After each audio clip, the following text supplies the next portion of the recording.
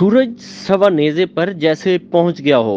शहर में गर्मी इस शिद्दत से कि लोग घरों से बाहर निकलने पर आमादा ही नहीं। सख्त से सख्त काम भी है लेकिन लोग घरों में दब के बैठे हैं। ताहम फिर भी मजबूरी के तहत लोग सड़कों पर आ रहे हैं।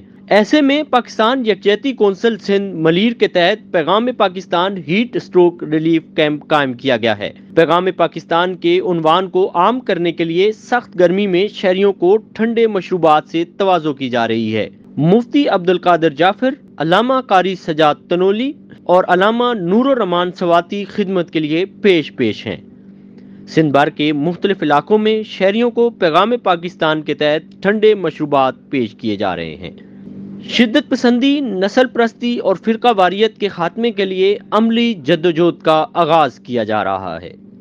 इस्तेहकाम पाकिस्तान के लिए शहरियों की ज़हन साजी का अमल तेजी से जारी है।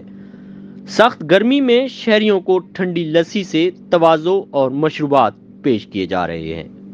शहरियों ने पैगाम पाकिस्तान के तहत हीट स्ट्रोक रिलीफ कैंप कायम करने पर कारी सजाद तनोली, अल्लामा मुफ्ती अब्दुल कादिर जाफर और अल्लामा कारी नूरुर रहमान सवाती का शुक्रिया अदा किया है।